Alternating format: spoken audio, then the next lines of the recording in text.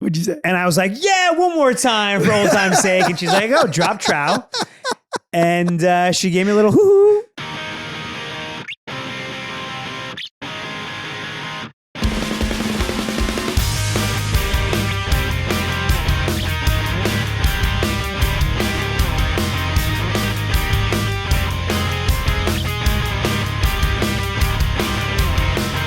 Welcome to Man of the Year. I'm Matt Ritter. I'm Aaron Karo. And we are the champions of friendship. So when I did one of my books a few years ago, I was working with an editor.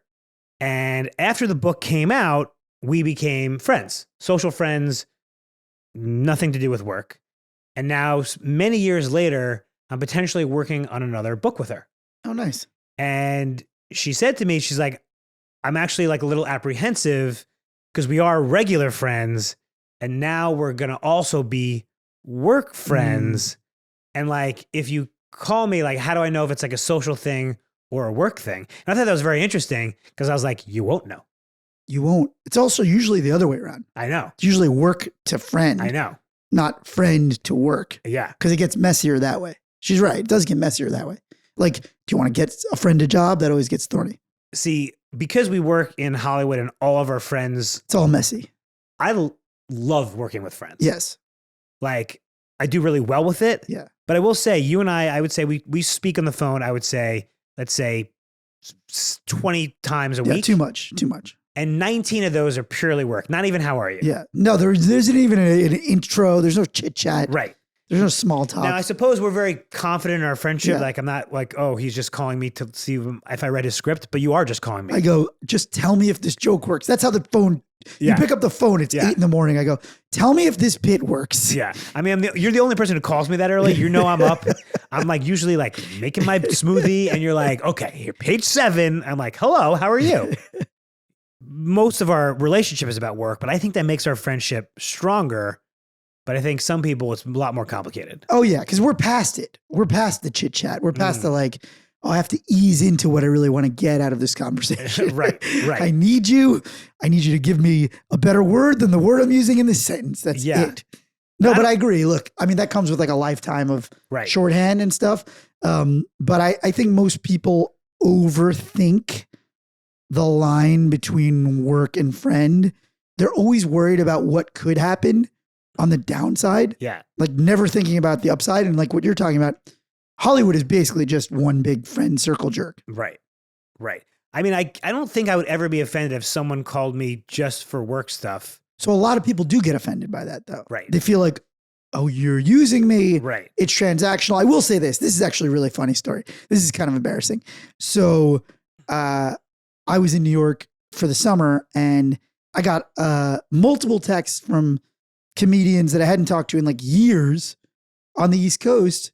And it was kind of like beating around the bushy. Yeah. It was like, hey, you want to get together? Right. Like, you want to get together? And I was like, I'm out in the Hamptons. I don't know. Well, you're going to be in the city. I'd love to catch up, get lunch. And my wife is very much like, just ask them what they want. Yeah. Just like cut to the chase. Yeah. And I was like, no, babe, what do you mean? What do they want? They want to hang out with the coolest comedian who's back from the West Coast, the guy who freaking ran shit in the New York comedy scene. That's what they want. They want to feel that glow that I have. Yeah. You know? So she's like, okay, buddy. Okay. So finally I get to the like, hey, I can't, I don't know if I can make it in. And he's like, oh, that's too bad. Because I have this idea for a reality show and I know you work in reality TV. So it was very transactional. Yes. So then I was like, damn it, I don't want to tell her, you know? Yeah. So then the second guy texted me like a couple weeks later and I was like, well, this guy definitely wants to hang out, you know? Yeah. She's like, just ask him what he wants. He's like, I'm like, he wants to get coffee with the coolest dude in New York. And then finally he was like, hey man, I'm flying to LA. I got to get on some comedy shows in LA. And they were both really transactional, just wanted to use me. And I'm not even offended. I'm just embarrassed that I thought I was like, cool. Well, let me ask you this, because I don't mind transactional, but I don't want to then have lunch because of it. Well, I skipped the lunch. I managed just to avoid the lunch. But I'm saying it's actually, I think, considered nicer instead of just texting someone like, hey, you want to grab lunch? And then at lunch you ask, I'm like, well, now I'm doing lunch. So I see both sides to it, right? Because sometimes I think you're reaching with the transaction because you can't just be transactional with somebody that they don't have like genuine good feelings towards you. Yeah, that's true. You know what I mean? Like, right. I get it. You want something, but like, if we were never friends or we never even like had anything, then it just feels like, oh, you're just using me. Right. And then I feel like most people are kind of like, yeah, I'm not going to help this person. I don't know. I think working with someone makes a friendship stronger. Our friendship, we've never been closer than we are right now. And let's hope it doesn't get any closer than this. Oh God. Well, it's been closer than that. Yeah. I mean, that's for episode like 150. Yeah, it's been closer. Yeah. Pre-marriage. It's been real close. I do think there's a certain tact that you need to have, even if you're being transactional with somebody. I appreciate the cutting through the chase, right? But I do think there's a certain level of tact that is required. There is like a nice middle ground, you know? It's like, hey man, would love to get coffee. And if you're like, hey, I don't want to get coffee, I think immediately if you're like pushing back on the coffee, I think then you should just be like, hey, I have this thing. I know you know this person. Could you make me an intro? Right.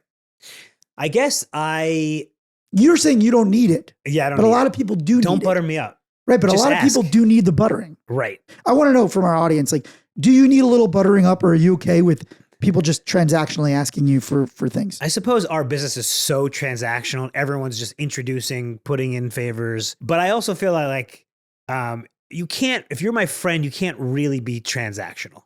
Right. Because you're my friend. It doesn't matter. Right. You're saying like in a good way. You're like, because you're my friend, it doesn't matter. If you're asking me for something, it's great. Right. Exactly. That is part and parcel of friendship. Yeah. Right. Yeah.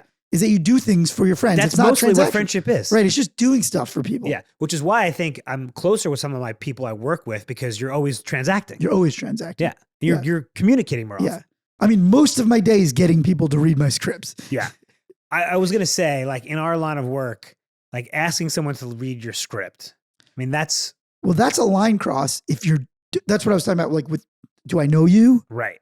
Have we met? Right. It's like, hey, I get tweets like, would you mind reading my script? It's like, very much so. Very much so. I'm saying that's the biggest thing you could ask a friend. Yes. In this business. In this biz, reader. What is the equivalent of reading a script in another? I wonder if there is even an onerous task that you could assign somebody. I think that's sort of like, is that like the equivalent of like a doctor? Like, would you cut this guy open like for a me? consult. I think it's even more. It's like, would you cut this? I'm going on vacation. Would you cut this guy open? But I also think it's a big difference. Like, I mostly write half-hour comedy. Yeah. My scripts are 30 pages. Yeah. You can read them in a lengthy dump. Yeah. Our friend Jeremy just sent me a script, 115 pages. I mean, that's like... a feature read is a big read. A feature read is like, will you ruin a day for me? Yeah, no, I do it all the time. And I will, of course. Yeah, I ask people all the time. I write prolifically, so I'm rooting a lot of days. I mean, that's like, can I impose on you to destroy a Saturday for me? Do you know what's crazy is I have to pay my wife to read my script. No, you don't. I do. No, you don't. I have to pay her $500. No, you don't. I do. I absolutely no. You can ask her. I have to pay her $500. How do you pay her? Cash. I put $500 in front of her, and she goes, no. She knows what's coming. If I put $500 in front of her. Well, yeah. I mean, what else could be coming? Nothing good. Yeah. Nothing good. And so does she do it? Sometimes she says no. And sometimes she takes the money? Sometimes she takes the money. Sometimes she's like, I won't do it. And I'm like, 1,000? Now, she won't do it because she's busy, or she just doesn't. She just doesn't want to read my script. Yeah. What wife wants to read their husband's script? Let me ask you this. Is it the same, a different draft of the same script or new No, script? I only get one shot with her. Wow. Well, the maiden No, not the first read. I'm saying she will only read a script one time. Right, I'm saying it's not like, oh, the story of this, I've read this 6 times. The first time? Listen, we just talked about what a burden it is to I know, but she's your wife. I married you. I promised this. That's what the $500 is for. Yeah. Got to grease the wheels. Yeah. How come you ever offer me $500? You're not my wife. Yeah. Fucking. Pays to be my wife. Yeah.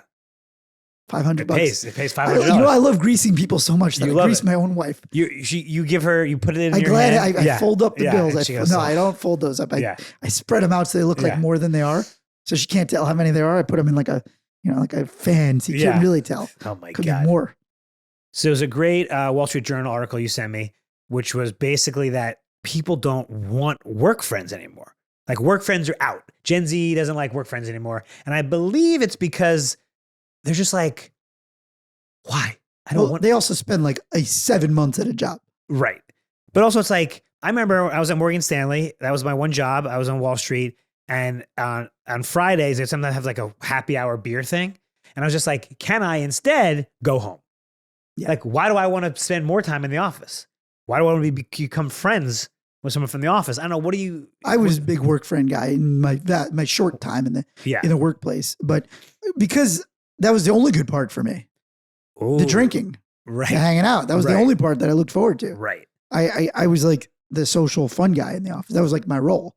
Friend of pleasure. Yeah, you're a friend of pleasure. Yeah. They're like, what's Matt doing at 3 p.m.? They knew I could roll me out at 3 p.m. on a Tuesday for happy hour. Now, one moment I always remember from my brief Wall Street career is that moment when you first hang out with a work friend and you kind of see like, oh, they get down. Yeah. So for me, do you remember we were living in New York in the early aughts? It probably still exists. Yeah. You could rent out a karaoke room. Oh, yeah. I love those. And it was open bar, but you kind of had to like, they wouldn't just keep bringing, you kind of had to work them. Like you paid for it, but you had to keep asking. You had to be, I remember. Yeah. You had to be aggressive to get them to keep giving you free stuff. So we had, and we were fresh out of college, so we weren't that familiar with it. So we had like the first years, the analysts, and we're all in the room drinking and like they're giving us beers, whatever.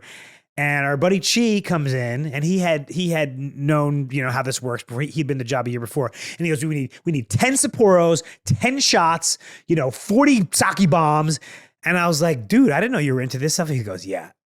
And we just were friends ever since. Yeah, he was into it because you're buttoned up in the office. Oh yeah, I was the guy at the summer programs. So law firms have these summer programs. Okay.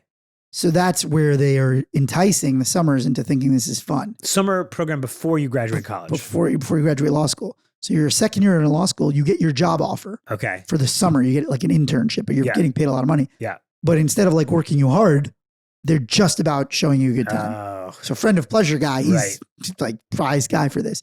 So there would be all these summer events. They'll take you to a baseball game. They'll take you to a play. They'll take you to these fancy dinners. But then afterwards, it's kind of like assume that somebody will continue out with them if they want. Yeah. So if the summers want to go out, Matt will take them out.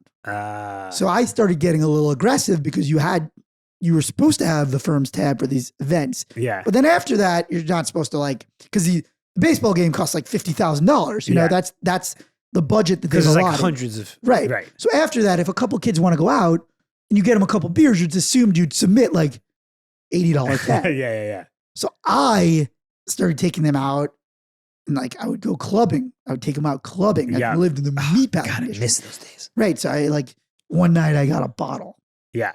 And the next day I showed up and I submitted a receipt to HR and it was like $700. And she's like, whoa, Matt, $700 tab. Cheap bottle, by the way. Yeah. It's one low end. Yeah. Low end. I'll have the Smirnoff. Yeah. All this pop-offs. This is 2002. Also. Yeah. Pop-offs, one bottle of Red Bull. Yeah. And so she's like, this is a lot of money. Like you got to clear that, you know, because we have a budget. And I was like, okay, no problem. Whatever. So I did that again. Yeah. And she was like getting a little aggressive. Then the third time, me and two guys, we went out to this club called 10 June. Oh, 10 June. Epic. Yeah. And I spent $6,000. $6,000. And these summers had a great time with the friend of pleasure. The next day, I slide that receipt across and the HR woman, she slid it right back. And she goes, eat it. No, she didn't. She said, eat it. I was like, and I was, my emoji is burning money, right? That's my human. Right. If I'm a human and it's emoji, it's a money bag getting lit on fire. Yeah. I didn't have $6,000. Even as a lawyer making a lot of money, I just didn't have $6,000 laying around. So I went to the two guys who I assured that oh, dude, don't worry, it's covered. They came along with me, assuming I got it under control. Yeah. It's like when I come along. Right. So I came in and I was like, could I have $2,000 each? And they're like, no, what do you mean 2,000? I'm like, they're making me eat it. They each gave me like $500 and I ate $5,000. Were they also Summers? They were Summers. No, they were lawyers. Oh, wow. But I had dragged them in. It was. Matt is the peer pressure. Yeah, I peer pressured them into it. But so, that was, these were my work friends, but at the same time, you got to have limits. You got to be careful. No. Yeah. Something else that I think you and I have in common that maybe other people don't is that we become friends with people who work for us, with us. Like everyone we encounter regularly becomes our friend. Like we're both good friends with our barbers. Should we maintain better distance? It's a good question. I mean, I became friends with my primary care physician. Yeah. She was setting me up. Yeah. She's seen my dick, which I guess is good. Yeah. Well, if she's seen it, and wait, was she setting you up before and then she stopped? I mean, I didn't Were there more after setups that. pre and post ball testy really exam? Can I tell you that the last time I went to get a physical, we went through the whole rigmarole, and she goes, "Okay, everything's great. We see you next year." And I go, well, "You didn't do the woohoo. You didn't do that down below." And she goes, "Oh, we actually don't do that anymore." What? No ball tap? No ball tap. They're like, studies have shown it's not effective as a diagnostic. It's not really telling us anything. So what was that? Just for their jollies for all these years? What the hell? It basically wasn't doing anything. And my face just, this is something as in a male, our whole adult lives, I was just kind of like silent for a moment. And she just goes, "Do you want me to do it?" Oh my God. What'd you say? And I was like, "Yeah, one more time for old time's sake." And she's like, "Oh, drop trow." And she gave me a little hoo-hoo. For old time's sake. Yeah, she was like, "You're great." I was like, "Thank you so much." One last. That's almost like when you break up with an ex and you're like, yeah, it was like we had breakup ball tap. Ball tap. Yeah. Breakup ball tap. But yeah, like my She's still your physician? She is my physician, yes. Okay, yes, still. But the different doctor's one who would set me up. But I think it depends, like, is it because we are, why do we become friends with everybody? Well, first of all, we're very loyal, right? So we both have had the same barbers for a very long time. Right. So when you have that. I would actually now consider him my friend first and my barber second. I know it's weird, right? Do you refer to him when you introduce people? Do you go, "Is this my barber?" Or do you say, "Is this my friend?" Matt, we were at a party at your house. This was a few months ago. And my agent was there, Greg, and somebody was there. And I go, "Oh, this is my agent and my friend." And he got really offended. He's like, I'm your friend. Not first. Like, give me a job. Give me a job, and then you're my friend first. But like, we're good friends with our agents, our barbers, our doctors. Yeah. Are we getting better service or worse? So I think about this frequently. Like, because if you get too familiar with people that are supposed to be servicing you, does that service slip? Or is it the other way? I want to do a good job because he's my buddy. Yeah. I mean, judging from the evidence of our careers. Yeah. Feels they may be too familiar, a bit too familiar. But you can't really ever go back. Like, you can't pull back. No. Really. Now that like your agent's your friend, your barber's your friend, my trainer's my friend, you can never go back. Can you ever fire the person? It'll be harder, but I think I can still do it, Jeff. But my new manager, whom I love, every once in a while, like, "Hey, let's get a drink." And he's like, "Oh, I'm busy." And I think he actually is busy, but he's kept the distance. He's level set. And it's actually, I think our relationship is much healthier. Because he's level set and he's got a boundary that he put up. I don't think he's doing a boundary. I think he's just actually busy. But I'm like, "Oh, okay." Like, I've only met him, twice. Does your barber know your secrets? I think you and my barber probably know all my secrets. My barber knows a lot. Yeah. Like, I would have to kill my barber. And in typical fashion, now you're friends with my barber. Friends with your barber. You got to become friends with my barber. No, I don't. No more barbers. No more barbers. It's so. No, remember I wanted to get my barber to work for your barber. Oh yeah. Oh, then your barber wanted to clip my hair. Well, he didn't like what my barber was doing. We won't get into that. No, we can't get into that. Oh, okay. Wow. The one thing this entire podcast. No, we can't have my barber listening to this and going, being defamed. Yeah, by another barber? By another barber? Barber on barber crime? Barber on barber crime? No. Oh, God. We can't have barber on. Listen, I actually want our barbers to become friends and work together. And then if your barber has any tips, that can be between them. I don't even want to hear that. I don't want to hear bad mouthing my barber. We have to introduce my barber to your barber so my barber can be like, "Hey, clean his back clean up a little bit. Clean the back of his neck a little. It's a little uneven. It's a little uneven. Oh, God. It's just such a good combination of you've become friends with so many of my friends, and we both can't stop becoming friends with random people. Yeah. So now you're friends. No, listen, we're friendly people, but the question is, are we too friendly when it comes to service? Should I be, by the way, you don't have like a personal, I'm really good friends with my personal trainer too. I don't like that. That's why I don't have a trainer, because I don't want to talk to the trainer. I want to just work out. I know. That's so boring. There's two girls who work out in my gym, and the fucking ratio of working out to gossiping is that's my ratio. Bananas. That's my ratio. 2 sets chit chat. 1 set chit chat chit chat chit chat. 1 set chit chat chit chat chit chat chit chat. Goodbye. And I'm just like, are you getting a workout? The girl who's no, not really. That's why I'm not really that in great shape. The girl who's being trained, is wearing Tevas. Oh, that's. Do you remember those? Yeah, sandals. You can't work out in Tevas. And I don't know if she's got a foot condition. I'm like, she's just laying there and she's like, oh my God. So he didn't call and blah, blah, blah. I'm like, do a fucking crunch. Here's what I think. And I think I'm guilty of this. Maybe with my trainer too. I think like part of it is I do pay for the friendship. Oh yeah. You know, like I'm paying for friends. Yeah. Yeah. It's like a prostitute. Yeah. Yeah. I'm like paying for friends. Because I would say those are my two most recent friends, my barber and my trainer. Like I paid for my last two friends. Have you hung out with your trainer socially? Yes. Well, so my trainer's wife is my wife's trainer. Okay. So they're a family of trainers. Family of trainers. Yeah. So they both train us individually. And then after you hang out socially, do you slip $500? No. Like your wife? They should pay for the dinner when we go out. Oh, socially. yeah. Yeah. You know, I'm bringing them into my social orbit. Right. Right. Do they have other friends? Are they new to the town? No, they have friends. Right. They have friends. But right. You know, you don't want to bring them.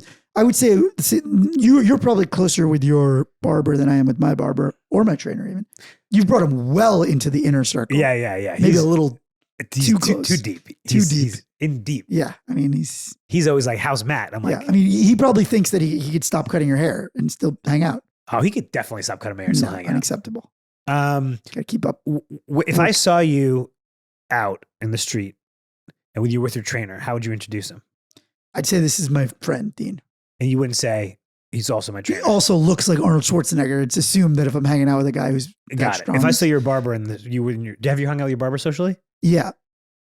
I usually say friend first because I think it's degrading. God, so I feel really bad that I said, this is my agent. Yeah, I think it's degrading to say like, oh, this is my, imagine if it was like your driver that became your friend. Would you go, this is my driver? This is my chef? I mean, is an agent like being a driver? And honestly, it's worse. No, I'm just saying, but like, lower. You're saying this person services me instead of saying this is my friend. But that's the thing. They do service me. They do. They're supposed to be servicing me. They are supposed to be servicing us. You're right. Yeah. No, from now on, he's my trainer. He's my trainer, my barber, my chef, my driver, my cleaning lady, my nanny. They're all my friends. We're also friendly with the cleaning lady. The cleaning lady, Patricia. From me. Patricia's my friend. From me. She's house sits for me now. From me. Yeah, I know. I steal all your friends. So you were talking about joking that your trainer should pay for dinners when you're with them. I don't know if I was joking actually. I'm not sure I'm joking about that.